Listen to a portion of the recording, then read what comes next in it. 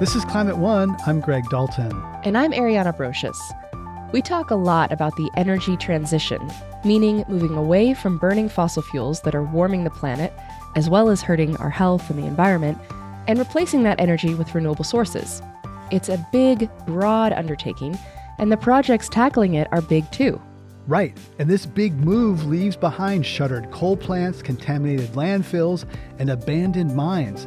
But across the U.S., these sites are finding new life in renewable energy projects. One of those is in Wise County, Virginia, where a new solar array is being built on a former coal mine. The power generated from the array will support a nearby data center. And that's actually not the only coal-to-solar project in that Virginia county. There's 5 more in the works right now. Wow, this is happening. I know these sites are usually remediated, meaning mostly cleaned up and the land replanted, etc., but those can be passive or less bad uses of land. It's cool to see them being turned into something so positive and active and generative. Yeah, it's a literal, physical manifestation of this transition that we so often talk about. I mean, we're taking places that used to extract or burn coal and using them to make power from the sun. And old fossil fuel plants can have advantages over finding new places to build, like the fact that they're already connected to the grid. And there's a big push for this dirty to clean power generation because more than 23 states have 100% clean energy goals. So they need more renewable power on the grid. This is the market working. But like many things, this sounds clear in theory and can be more complicated on the ground. Today we're talking about what happens to infrastructure, workers, and communities in the wake of this transition. Later in the hour, we'll hear directly from members of coal mining communities about the industry and what it means to change to something new. Some of them are going into solar, and they call themselves sun miners. And because billions of dollars flow into these projects through policies like the Inflation Reduction Act, we want to know what's being done to ensure that the same communities who have historically been left behind are included this time around. Someone who knows a lot about this transition is Hitt, Senior Director of Climate Imperative, a foundation that provides expertise, funding, and support on climate policy. Before that, she spent a decade as director of the Sierra Club's Beyond Coal campaign, working to retire existing coal plants and block new ones. She says all that work is starting to pay off. We are now at a point where we are getting less than 20% of our electricity from coal in the United States. A decade ago, coal was providing half of our electricity, so it's down below 20%. 2/3 of the coal-fired power plants in the United States are retired or slated to retire this decade, and 2024 is looking like it will be a turning point when we get more electricity from wind and solar than we do from coal consistently for the year 2024 for the first time ever. Wow. So what's driven that change? So there have been 3 big drivers of this move away from coal to clean energy. The first has been grassroots leadership on the ground, people working hard to replace coal plants with clean energy. The second has been stronger pollution standards. For a long time, coal plants were allowed to release all of their mercury pollution and coal ash and lots of other dangerous pollution without very strong standards, and those have been strengthened. So coal plants are having to deal with their pollution. And last but certainly not least has been economics. It is now cheaper just about everywhere in this country to build new wind, solar, and storage than it is to run an existing coal plant. So coal just can no longer compete with clean energy. So we're seeing this shift, as we've said, away from coal to other sources of energy, especially renewables. Let's talk a bit about what it means for those communities where this has been the primary, in many cases, the primary economic driver. So there's a difference between what can happen for a community where coal is mined versus one where it's burned at a power plant. Can you help me walk through the differences there and the reemployment prospects for those different workers? Absolutely. In the case of coal-fired power plants, obviously a coal plant retiring is a big challenge for a community because folks work in those plants and they also contribute a lot to the tax base. At the same time, often those coal plants are operated by large utilities that have a very large operation. And so oftentimes the workers either can retire or have other jobs within that utilities business somewhere. So it is a challenge, but it is a challenge that if a utility is responsible, they can manage the retirement and manage the transition and make sure that they do right by the workers and the community. It is a bigger challenge in coal mining communities. If you think about the 100+ years we've been mining coal in the United States, these are resource extraction based economies. Here in Appalachia, where I live, we have a long history of company towns where the coal companies literally built towns, paid the miners in money called scrip that they could only spend in the company store. So there are generations of folks who have worked in these communities without a diverse economy. And so diversifying the economy in coal mining communities is a bigger challenge. And at the same time, we finally have new resources and tools to help do that thanks to the Inflation Reduction Act. Tell us a bit about how that money and those resources are being used to help people in coal communities. A couple of the key programs to note. One is tax credits for energy communities. So if you are building a wind or solar or clean energy project, you get bigger tax breaks if you are building them in a community that has been historically reliant economically on coal or oil or gas. So that improves the prospects for building projects in those areas. And we are seeing clean energy projects pop up all over Appalachia and other fossil fuel regions for that reason. Second, there are loan programs at the Department of Energy, which again are, in places where they can help support coal communities are available. And then last but not least, the U.S. Department of Agriculture has a large program for rural electric co-ops, which still own a lot of the remaining coal plants in the United States that don't yet have retirement dates.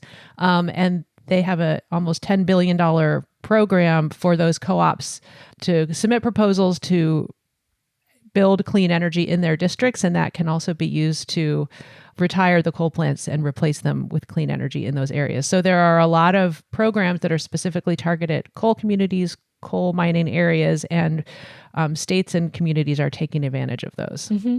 So one example, Sparks is a battery manufacturing startup, and they made a labor agreement with the United Mine Workers of America to prioritize displaced miners for jobs at their upcoming West Virginia battery plant.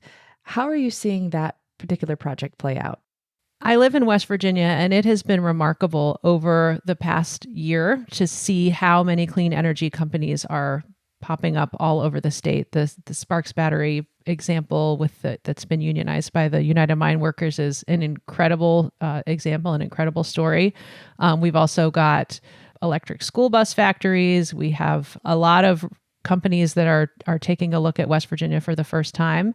And that's combined with some groundwork that was laid by organizations and companies in the state, like Coalfield Development Corporation, which has been training workers in the anticipation and hopes of these kind of jobs coming to our state, and Holler, which is a solar company that is a unionized solar company that is hiring folks from the coal fields, and I think is also poised to hit the ground running with all this new interest in the state. And so even the governor of West Virginia was just bragging about all of these new economic opportunities in his state of the state at the beginning of this year. So it really does feel like a new day here in West Virginia, and I expect the same is true in coal mining states all over the country. Coal mining and coal-fired power plants are often located in communities that have less resources, and they also bear a lot of the brunt of local pollution and health impacts. Can you tell me about the coal to solar conversion at Reed Gardner in Nevada and how that project alleviated the health impacts for an indigenous community? Yes, this is a project that we were part of when I was at the Sierra Club. The Moapa Band of Paiutes were living right next to the Reed Gardner coal plant, which was owned by NV Energy. And there was coal dust and coal ash, which is full of toxic heavy metals and other harmful particles, blowing over their community for years. They had a long record of health problems and health issues in the community. They had been calling for action for a very long time on that pollution. And so we joined up with them not only to retire that Reed Gardner coal plant, but also help them get the first tribally owned solar project in the United States off of the ground. And that included a march at one point from the site of the the coal plant to the place where the tribe planned to build this large solar project. And that all took place over in the 2010 to 2020 sort of decade. And now not only has the Reed Gardner plant closed, it stopped operating in 2017 and was demolished in 2020, but the Mawapa have built not one, but two large solar projects on their lands, which are now providing economic revenue to the tribe. And that is one example of the kind of transition that's possible when we move away from this very polluting source of energy that's also a huge threat to our climate, and bring clean energy onto the ground in these communities. A couple of other examples of places where this transition is happening. One is the Mount Tom coal plant in Massachusetts that is now home to a huge solar farm and a site for battery storage. The San Juan generating station is retired, and now there's a slate of clean energy solutions that are being explored to replace that. In Colorado, the utility Tri-State, which operates a lot of coal plants, has, I believe, submitted a big package to the Department of Agriculture for loans to speed up coal retirements and replace them with clean energy. So this is really happening all over the country. And I think, again, as these IRA programs over the course of this year start to make announcements, we're going to see that drumbeat continue. Living in West Virginia, what have you seen or heard from people about just the challenge, maybe the difficulties of making that switch? It is a profound change in many places in this country. Here in West Virginia, coal has not only been a big part of our economy, but it's a big part of the cultural history. It's a big part of people's identity. There's a lot of patriotism around having mined the coal that built the planes that won World War II. It's obviously interwoven into our politics. And so definitely do not want to understate just what a profound change this is. And it's one that is creating a lot of turmoil and tension in coal states and coal communities. And at the same time, coal is in decline. It's going to continue to decline, both because it can't compete with clean energy and because it's what the climate and the public health imperative demand, that we move beyond coal. And so this is the time, I think, to be having those honest conversations in our states and communities about how do we make sure that we are part of the new clean energy economy? How do we make sure that, having provided energy for this country for generations, how do we make sure that we continue to be part of providing the new generation of electricity and energy that this country needs? That's something that we can definitely do here in West Virginia and in other energy states, and make sure that we do so in a way that does not leave folks behind. Mm-hmm. Why might a former coal plant be an attractive location for a renewable energy project? One thing to remember about a coal plant is there are lots of power lines connected to that site, and that makes it an ideal place to locate clean energy. RMI actually just released this report on clean repowering. Then here in the United States, we have a big problem with long waiting lines to get new clean energy on the grid. There's a huge amount of clean energy that's waiting 3, 4, 5 years to get on the grid. And this study from RMI found that there are 250 gigawatts, which is enough electricity to power 43 million homes, of potential clean energy that could be connected to the grid at these fossil fuel plant sites and could essentially skip that line. And so we would not only be bringing new economic opportunities to those communities, but we would also be getting more clean energy on the grid faster, which is essential for tackling the climate crisis. Yeah, there's a huge backlog of getting new projects on the grid. So this is very exciting. So the fate of coal power is often decided at the local and state levels. What have you observed about how these conversations are happening? Who's making these decisions? Having led the Beyond Coal campaign for a decade, I saw firsthand how pivotal local grassroots folks, local elected officials could be in really tipping the scales to speed up retirement of coal and to replace that coal with clean energy. A third of the coal plants in the United States are still operating with no plans to retire this decade. And I know advocates and local leaders are still working very hard on those remaining coal plants. Some of them still do not have modern pollution controls like scrubbers, and so they are still contributing to heart attacks and strokes and asthma attacks and premature deaths, not to mention climate change.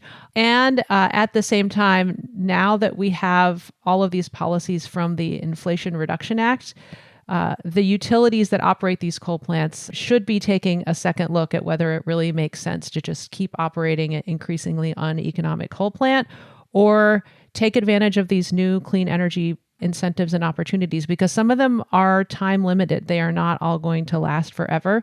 And ultimately, the entities that can decide whether a coal plant retires or not are the utility that owns it and the state regulators, the State Utility Commission. And so those are the entities that, if they are not taking a hard look at all these new incentives from the Inflation Reduction Act to build clean energy and retire coal, not only are they missing the boat, but they're not doing right by their customers, because coal, again, is more expensive than clean energy in most parts of the United States at this point. And so consumers are paying higher electric bills to keep these old coal plants running. Yeah, I think you said that is actually true in your case, right? Yes, I am in West Virginia. I am a First Energy customer. And here in West Virginia, we consistently have our electric bills raised because our two utilities here, First Energy and American Electric Power, are basically being required to keep running the coal plants by our state legislature, even though they are more expensive than clean energy that they could be buying instead.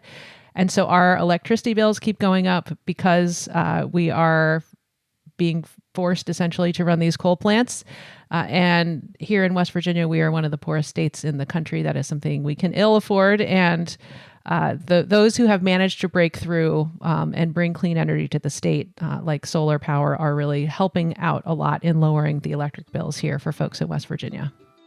Marianne Hitt is Senior Director of Climate Imperative. Thank you very much for joining us on Climate One. Thank you so much for having me.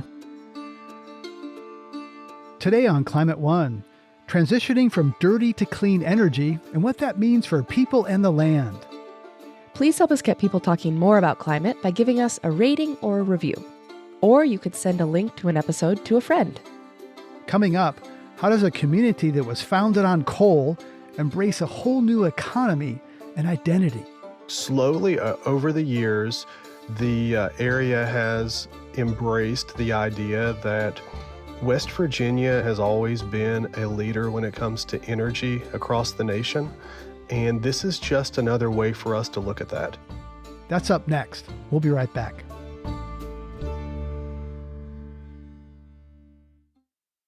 Hey, Climate One fans, we have some exciting news. We are now on Patreon. That means that you, as a subscriber, can get access to Climate One episodes free of ads interrupting your listening experience. For just $5 a month, your Patreon membership also gets you access to our Climate One Discord channel, where you can discuss the episode with other Climate One fans and begin to build your own climate community. Best of all, your support makes future Climate One episodes possible. Join us today at patreon.com/climateone.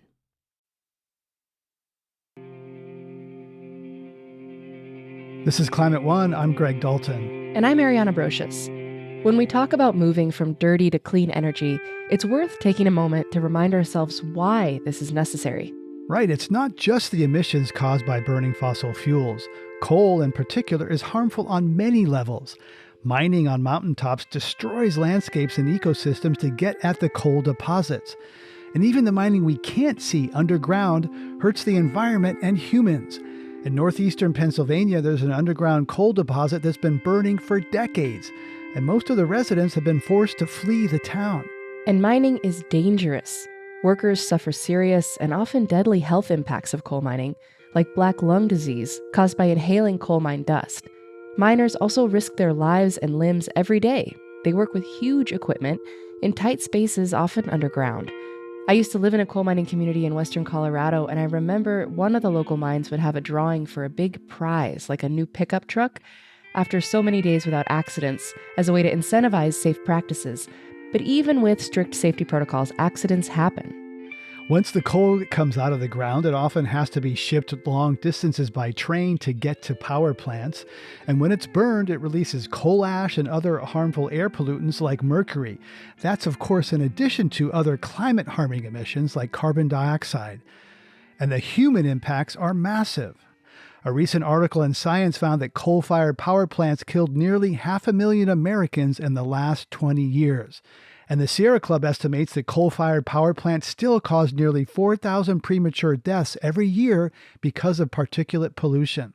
And yet, even given this massive and undeniable environmental and public health threat, coal remains entrenched in many parts of the country. Many of the communities where coal is mined or burned have a long relationship with the industry and a lot of pride in the power they've provided to the country. And it's important to recognize how much of our country's economy was historically built on coal and the miners who did that labor. As an outsider, I had a hard time understanding that pride. But then about 3 years ago, I talked to a coal miner for the first time. Nick Mullins is a former fifth-generation coal miner from Clintwood, Virginia, a small town of about 1,300 people. Nick's father was a coal miner too, and he taught his son to love the land around them. He'd take me and my brother to the top of the ridge line, show us the trees. We'd play in the streams. I really got connected to nature that way. Nick's family also hunted and fished there. He says as a kid, he had a lot of pride and respect for his forefathers who supported their family by working in the coal mines. But as he grew older, his views changed. When he was 19, a coal company opened a mine on the mountain above his family home. It devastated me. I wasn't really up on any of the fight against mountaintop removal coal mining, but I remember whenever they first started logging, hiking up to the top of the ridge and seeing what was left of the landscape. And they had just obliterated all the oaks, all the poplars, and it didn't look like the same place. And then as the months continued, they started stripping away the topsoils, and it just became, as some people have said, like a moonscape. And they just chiseled away at the mountain, and it would never be the same again, only in memory. Sounds like this is still upsetting for you, even just to talk about those memories. It is. When people talk about a sense of place, I don't think people often think about how that place can be just utterly destroyed. And thinking about those kinds of things, yeah, still a bit of raw emotion for me, knowing that me and my brother were the only ones, and of course some other surviving family members are the only ones that are going to be able to remember some of those places that no longer exist. And I won't be able to show them to my children. Coal miners are often portrayed as American heroes, keeping the lights on, fueling the Industrial Revolution. To what extent do you think coal miners see themselves that way as heroes? They absolutely see themselves that way. I mean, it's one of the things that kind of helps keep you going. Any time that you're having to face a difficult situation day in and day out, and face such dangers as coal mining, you certainly have to feel some pride in that what you're doing is good and worthwhile. It's not unlike a veteran status to some degree. That sense of sacrificing for you and your family and the nation at large. You eventually became a miner yourself. Why? Well, it's purely economical.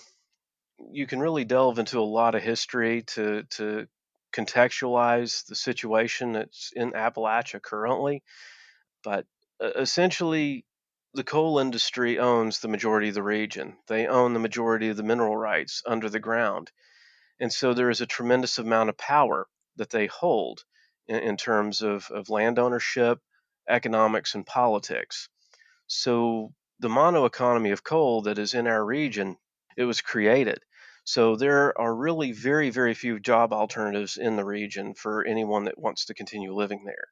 So coal mining, at the time was the highest paying job, did have the best 401k benefits and healthcare benefits that would allow me to hopefully maybe put away for retirement, or at least get out of debt and try to to put away some savings. And you must have known you were taking personal health risks, but how did you weigh the personal economic benefits and personal health risks? I mean, I really didn't weigh them out. You just did what you had to do for your family. Hmm. You tried not to think about it too often, and you did your best to stay out of the dust and not put yourself into more dangerous situations. And once you get into the mode, you're just doing what you have to do. And if you think about it too often, it will scare you and make it difficult to go in the mines. So you just work. Down in the valley, about a mile from me, where the crows no longer cry, there's a great big earth-moving monster machine. It stands 10 stories high. Well, the ground it can eat, it's a sight, can rip up 100 tons at a bite. Rip it out with one whack, but it can't put it back.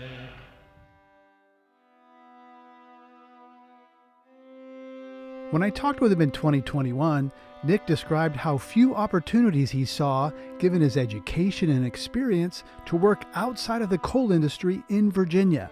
Now, Nick is an energy systems technology instructor at a technical school in Maine, but it's been a bumpy transition. And this landscape is evolving, this change is messy. In just the last couple of years, there are jobs and other kinds of energy emerging. I talked with Thomas Ramey, who works for a company called Holler, focused on building solar in Appalachia. I grew up in a very small coal mining community in southern West Virginia. It's a very close-knit community where people know each other. It's not the kind of place where people just live along the road and they happen to see each other at Walmart or somewhere. People would know the sound of your truck and they would know your family. And if you did something you shouldn't have done before you would get home, everybody in the area would know what you had done. Sounds lovely and a little worrying, yeah, depending. A little bit of both. Outside the region, we hear a lot about, war on coal, et cetera, the change. What's it like there now? So most of the easier to access coal has already been gotten. So we see a decline in the number of active coal mines, and we see a decline in the number of individuals working in those areas. And as technology continues to advance, fewer and fewer people are employed in that sector. So it's a sad situation across some of the Appalachian counties, especially in eastern Kentucky and southern West Virginia. Schools are closed, businesses are closed, lots of houses are empty. There's still a lot of people in those areas, people that have great connection and roots, and they're fighting to make those areas the best possible places to live and remain and call a home. But it's economically, it's a difficult area. You said your dad worked in a mine. I believe your grandfather did also. Tell me about what kind of jobs they had and how did working in coal affect them? Yeah, so my dad retired from being a deep miner. He has a portion of his lungs that's affected by black lungs.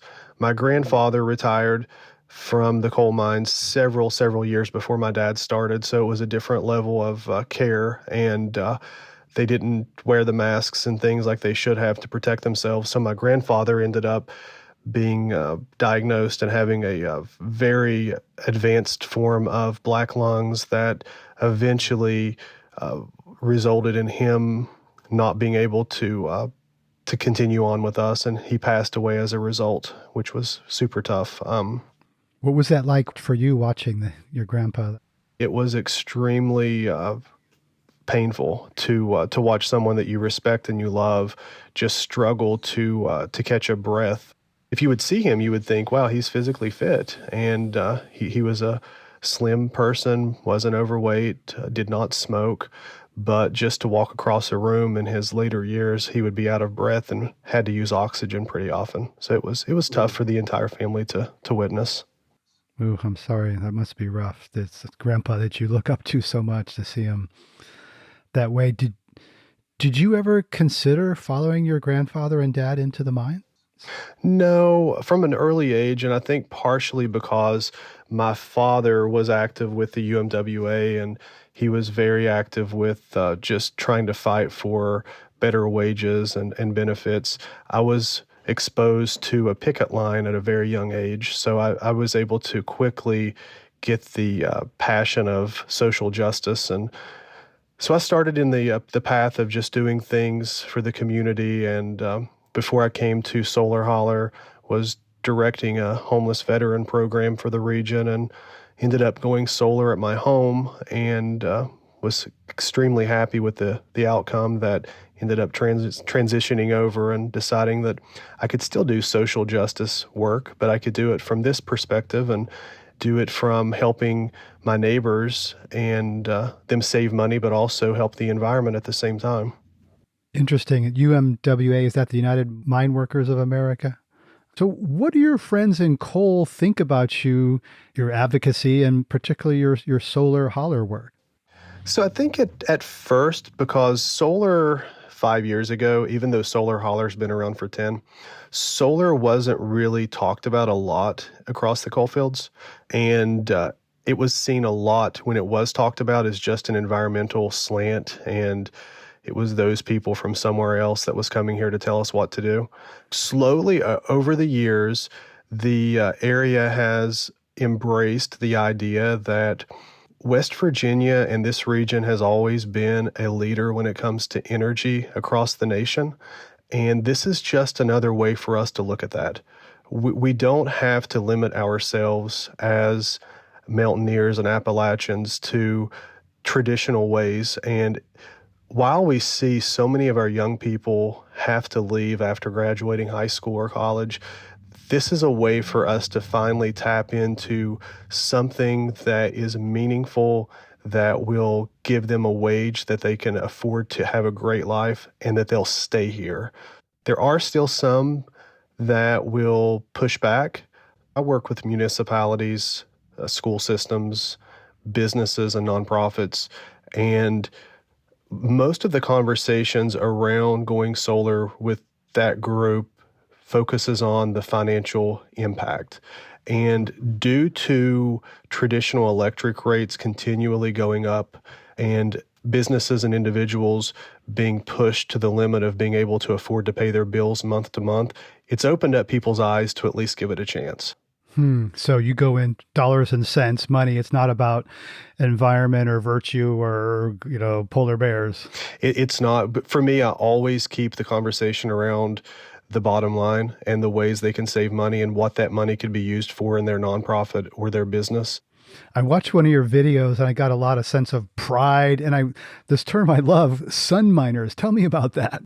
Yeah, we wanted to make sure we showed the area that we truly respect the history and the heritage of the coal miners and all of the sacrifices that were made. And we are just a different version of an energy provider. We're an energy miner versus a coal miner. And we do have a lot of former coal miners who work with us. Coalfield Development, which was a partner early on, is a group that goes into the coal fields and works to rejuvenate the economy.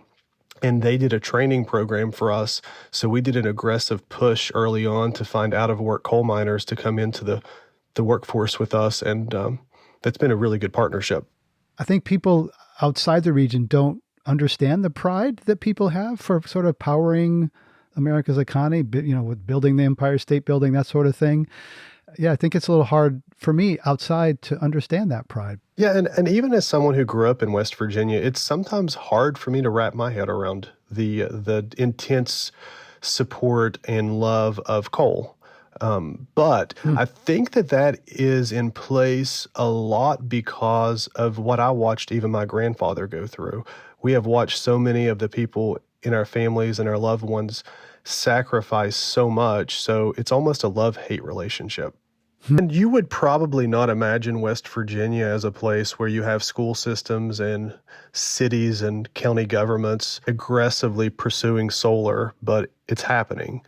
Just at the end of last year, Wayne County Schools in West Virginia signed a power purchase agreement with us. There's no financial obligation from the school system other than buying the electric from us at a reduced rate. They're going to save $150,000 a year by doing that. And for a school system that continues to see less and less financial benefit from coal, this is a good way for them to start filling some of the budget shortfalls. So is that displacing coal? It is. And unfortunately, with multi-story buildings, a lot of times you can't offset 100%, but we are offsetting a very large percentage of the traditional electric they would have been getting. So yes, they're still going to buy a portion of the electric from the grid, which will be coal produced, but a large chunk of their electric now will come from the sun. Well, they thought I was crazy to leave the position I was in working with the homeless veterans to go into the solar field, but they didn't understand the technology. They didn't understand the savings. They didn't understand the growth in the industry. So what I did was I had went solar on my own home. I was able to monitor the production from my own system on my home. It's a 15-minute interval data upload of how much you're producing versus how much the home is using. I gave my family members that were the most skeptical access to that, so, and my dad being one of them. And soon after he monitored for a couple months, he reached out to Holler to go solar himself. So the data convinced your dad? Yep. He is a very hard numbers guy. He wanted to see that it actually worked. And now he not only believes it, he hands my cards out and talks about solar all the time. Thomas Ramey, thank you so much for sharing your insights on Solar Holler and your personal story. No problem. So good to meet you.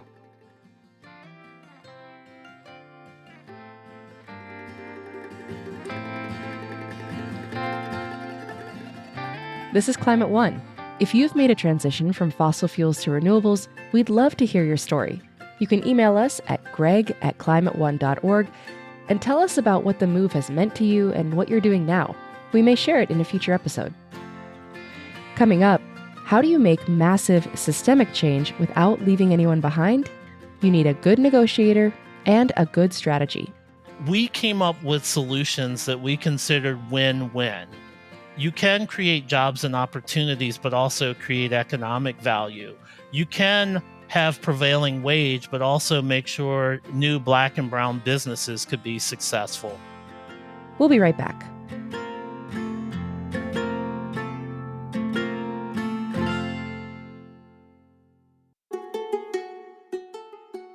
Superfund sites are some of the most contaminated places in the country. That contamination comes from all kinds of sources: industrial pollution, oil and gas, factory operations, chemical leaks. Am I grossing you out yet? Yeah, humans really have a way of making a mess of things. Ugh. As of 2023, there are 1,336 Superfund sites in the U.S., and most of them are in New Jersey. But the state is actually also the birthplace of the federal Superfund program, which helps pay for the cleanup of hazardous sites. Which is why we're going to New Jersey for the next segment of our show today. Reporter Jordan Goss-Perret is host of the Hazard NJ podcast. It's a show about the impacts of climate change on Superfund sites. She's watched how the Environmental Protection Agency, which oversees the Superfund program, has helped transform these sites from waste deposits to sources of renewable energy. Here's Jordan. New Jersey's Price landfill, commonly known as Price's Pit, was one of the first designated Superfund sites in the country.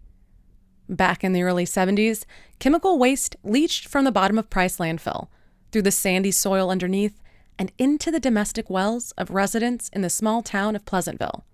It's taken decades to clean up the 26-acre site, as lawsuits wound their way through the courts and a tangle of federal and state agencies worked out a permanent fix to the toxic stew.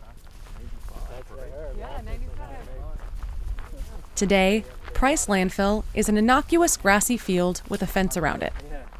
It looks like any other grassy field, except for the hundreds of solar panels. Price's Pit has found new life as a solar farm, generating some of the carbon-free electricity that climate experts say we so desperately need. Perry Katz, EPA project manager for Price Landfill, says the land isn't suitable for much else. On landfills, on hazardous waste landfills, you're limited in what you can do once they're cleaned up, in the sense that they're capped and contained. The contaminated groundwater still at the site means that breaking ground isn't an option. But it is still possible to put solar panels on top of the old dump. Now, we wouldn't be building houses out there, but in the context of what type of beneficial use is available, from an economic standpoint, this is more beneficial than if it were just a walking trail, which they do at some landfills. There's a kind of the greater good benefit where you're using renewable energy to put into the, to the energy grid. There's beneficial reuse to the landfill. The solar panels at Price Landfill began operating in mid-2020 and produce enough power for about 420 households every year. This is part of a national trend to reuse former toxic sites. There are at least 118 solar projects at federal Superfund sites across the country. The conversion of these sites is part of the EPA's Repowering America's Land initiative. The decades-old program encourages renewable energy development on formerly contaminated lands. As of 2023, the combined solar projects on federal Superfund sites provided enough energy to power 1,886,000 homes across the country for 1 year. A lot of these properties are large and flat, and that's really the most feasible property that you're looking at for a solar project. That's Jackie Kondrick. She's the EPA's remedial project manager who oversees the redevelopment of Superfund sites in New Jersey. And so solar is really a great option because there's not much else you could do with it. Jackie says locals also benefit economically from putting solar on Superfund sites in their communities. I think there's multiple benefits. One is a more affordable energy, hopefully. There's also jobs that come in through doing those projects. And there's a program through the Superfund redevelopment program that actually helps train people to do the cleanup at the sites and to facilitate these types of reuse. Many of the Superfund sites that dot the Garden State are becoming solar farms. Not far from Price's Pit, the Delilah Road Superfund site became home to a solar farm in 2016. Solar panels now cover large parts of the infamous Ciba-Geigy site in Toms River. And just last month in North Jersey, the Comeville North Superfund site became the largest landfill solar conversion in North America. The site has more than 50,000 solar panels, enough to generate electricity to power 4,000 homes. These projects, and others like them, are critical to reaching a newly set state target. The goal is to build 40 megawatts worth of solar power on landfills and other contaminated sites in the next 3 years. Speaking at the Comeville site in 2021, New Jersey Governor Phil Murphy emphasized the potential of polluted places to be redeemed. This landfill has represented many things. For most of its life, this site represented our throwaway culture with all the long-term challenges that way of living produced. But today, it represents a more sustainable and energy-resilient New Jersey and all the opportunities that we are just beginning to realize. In February, Governor Murphy committed to shift the state away from fossil fuels by 2035. To reach that target, he called for all electricity sold in the state to come from renewable energy. Conversions like these could help meet that goal. For Climate One, I'm Jordan Gaspore. One of the big priorities of President Biden has been the focus on environmental justice and worker rights. His administration is putting money and programs behind these larger transitions we've been talking about. But not all the action is happening at the federal level. Right, a lot is happening locally, and I talked about that with Delmar Gillis, COO of the clean energy consulting firm Elevate. In 2021, he was involved in getting the Climate and Equitable Jobs Act passed in Illinois. Or CEJA for short. In my role as an in-room negotiator, one of the things that I focused on were the equity and job components, as well as the just transition from coal to solar, from fossil fuels to renewables. And so a lot of where I focused my energy was really on making sure that everyone across the state had full access to the benefits of the clean energy economy. Whether that was the educational tools, whether that was the job creation aspects, whether it was the grant funding for contractors. It's one thing to pivot from fossil fuels to clean energy, but it's another thing to do it in a humane way where we're bringing everyone in the state along while continuing to create the economic opportunities that a new economic engine like solar or renewables can create.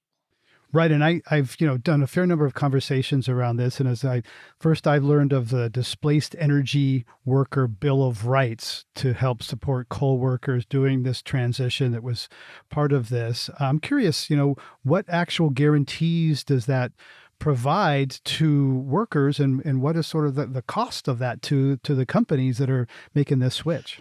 Yeah, the Clean Energy Bill of Rights, or the Displaced Energy Workers Bill of Rights, as you rightly called it, was a provision within the Climate and Equitable Jobs Act. When you have a power plant in a small community, it's often the foundation of the tax base. It's often paying for things like the fire, police, schools, etc. Hmm. So the goal isn't to just shut them down and shutter them and move forward. It's what is the state doing economically for the community? So it's things like re-education and providing training and support. It's things like giving enough lead time from the point that the plant closure is announced until the plant actually shuts down. It's things like providing support to the community in the form of its tax base to make sure that there wasn't a significant hit. And hopefully, through this process, it's also creating new renewable jobs at the sites using the workers that were at the plants for the next generation of energy generation and power generation. And is that happening? Are companies shutting down coal plants in Illinois? Are they adhering to that Bill of Rights? The quick answer is yes, but I would also say it's at the beginning of the process. What we are starting to see, though, is that companies like Vistra and others are putting in applications for RECs and projects, and whether that's battery storage facilities or solar generation, we're starting to see some movement in that direction. And RECs, we should say, are renewable energy credits that Yes, I'm give sorry. companies incentives for doing solar, wind, et cetera. So what I'm hearing you saying is it's early, companies are doing it, they can apply for some governmental support to help them through this transition as well as the workers. Yes, that's absolutely correct. And let's talk about the scope and scale of the jobs here. Obviously, burning coal requires a lot of, huge fires and heat and continuous flow of coal into the furnaces. That's very different than a solar or wind farm where you kind of, once you build it, you turn it on and there's not a lot of jobs operating those things. So, what's the scale of the workers who can make this transition? Because it seems like there's a mismatch in terms of the number of jobs and also the skills. When we were working on CEJA, roughly about 9% of our energy was being generated by renewables in the state of Illinois. Over the next 20 plus years, that capacity is going to be increased to at least 50% and possibly beyond that.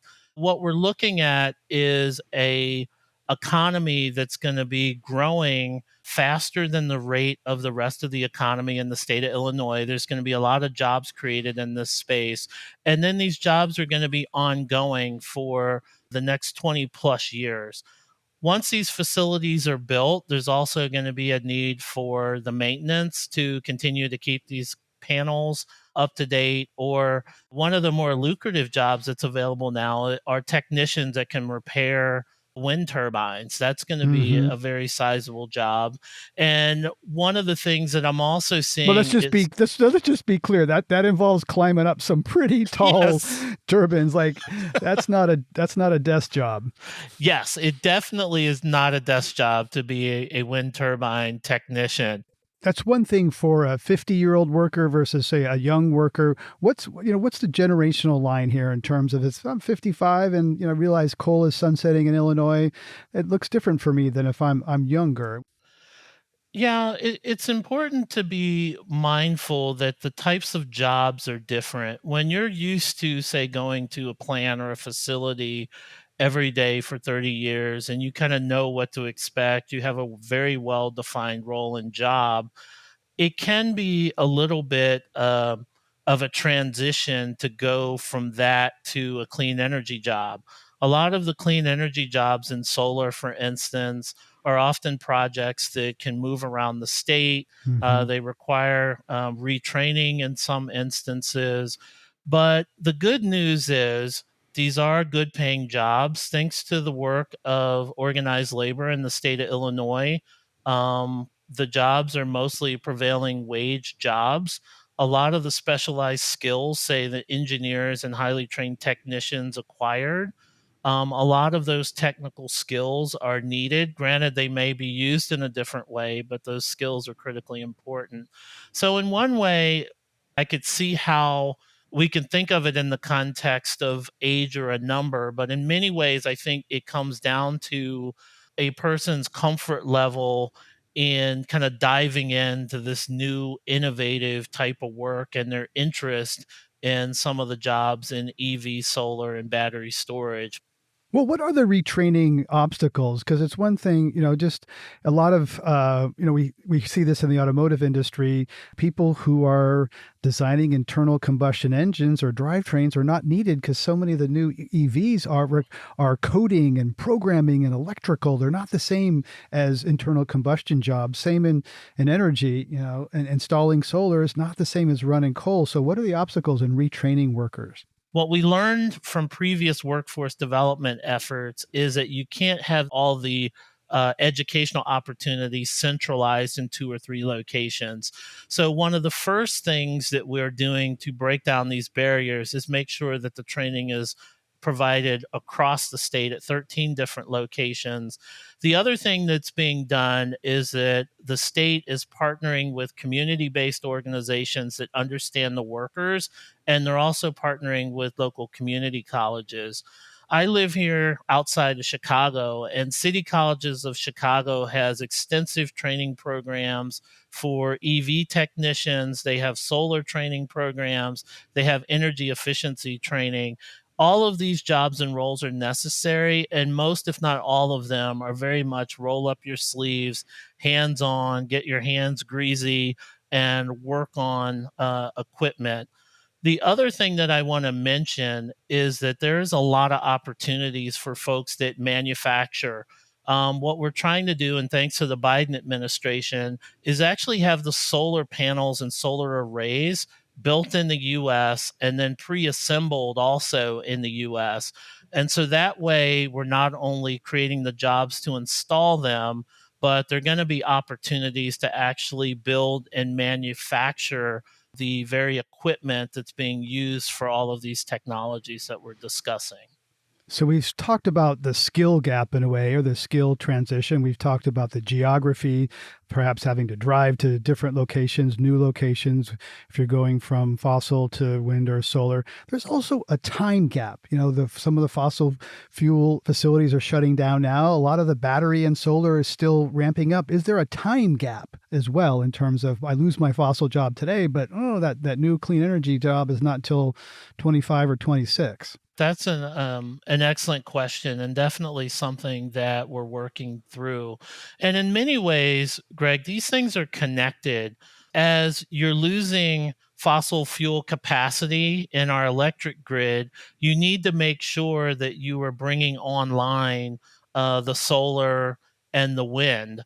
And so there's a concerted effort through the Climate and Equitable Jobs Act to make sure that we're building up our solar capacity and our wind capacity as these plant closures are taking place.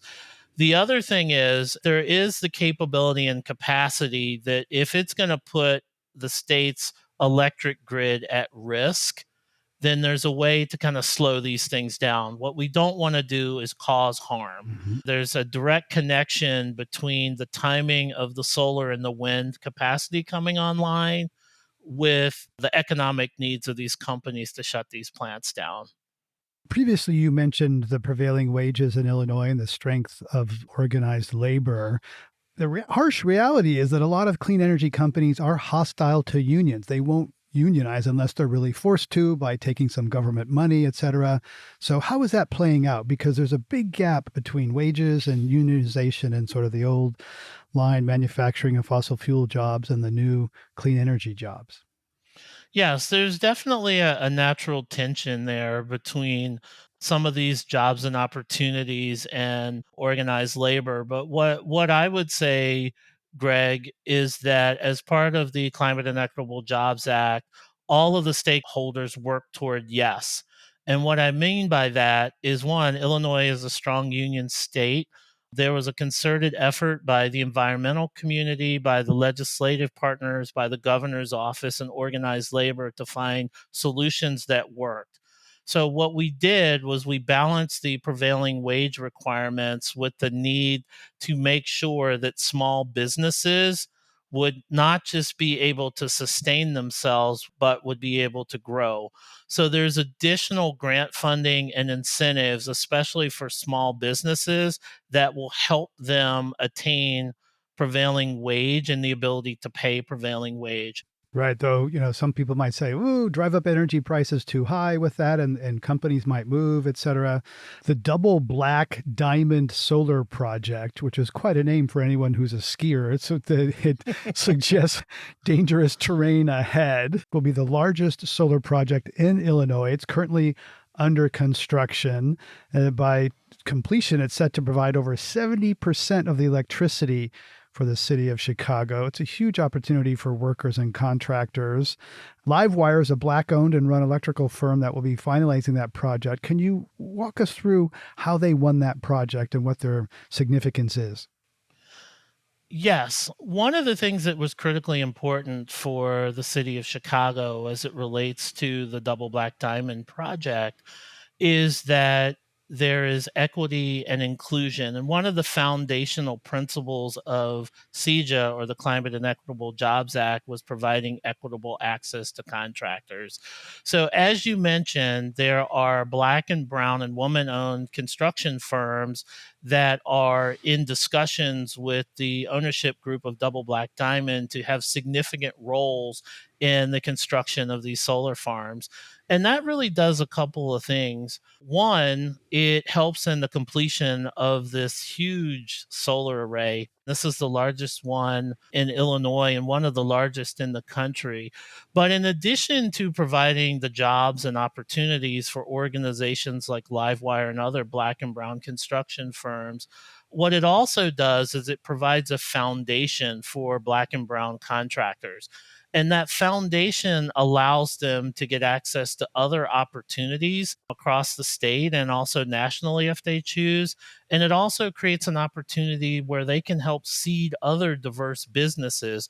The other thing that I'm really excited about is once diverse contractors start partnering with these developers and site implementers, these partnerships can be carried over to other projects.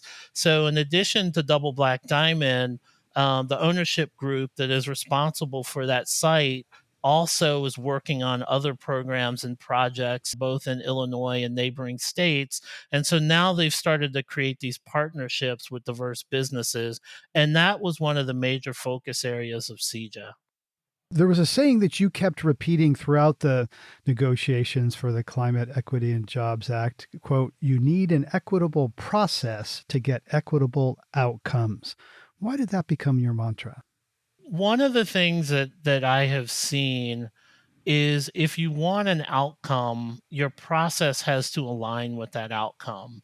And when you start looking at what we were trying to accomplish with CEJA, we wanted to make sure we were creating jobs. We wanted to make sure we were training. We needed a pathway and a process that was aligned with that. So historically, what would happen is that oftentimes legislation was negotiated with a small handful of stakeholders, and community leaders were left out. People of color were often left out, and women often didn't have the voice that they should have in the process. So, what we did with CEJA that was different was that we made sure that we were coalition building with community advocates. We had the leadership of many strong, dedicated, committed, and knowledgeable women and people of color in the process. And when we started to see ourselves starting to go back to the old way of problem solving, we would hold each other accountable and say, hold on a second. Do we have the right representation at the table to reach a decision? There's a lot of zero-sum thinking that's occurring right now, especially in politics, where I need to take something from you in order for me to get something. We fought against that zero-sum thinking. We came up with solutions that we considered win-win. you can create jobs and opportunities, but also create economic value. You can have prevailing wage, but also make sure new Black and brown businesses could be successful. So we came up with ways of creating opportunity across the board and making the pie bigger. And that was the key, is get away from zero-sum thinking and get the key stakeholders at the table as part of the decision-making process. Delmar Gillis is COO of Elevate. Thank you so much for sharing your insights with us today on Climate One. And thank you, Greg, for the opportunity. On this Climate One, we've been talking about making the transition from dirty to clean energy. If you've made this transition, we'd love to hear your story. Send me an email at greg@climateone.org. Climate One's empowering conversations connect all aspects of the climate emergency. We know talking about climate can be difficult sometimes, and it's crucial to address the transitions we have to make in all parts of our society. Please help us get people talking more about climate by giving us a rating or a review, or by sharing this episode with a friend. Brad Marshland is our senior producer. Our managing director is Jenny Park. Ariana Brocious is co-host, editor, and producer. Austin Colon is producer and editor. Megan Basili is our production manager. Wency Shade is our development manager, and our communications manager is Ben Testani. Jenny Lawton is consulting producer. Our theme music was composed by George Young. Gloria Duffy and Philip Yun are co-CEOs of the Commonwealth Club World Affairs, the nonprofit and nonpartisan forum where our program originates. I'm Greg Dalton.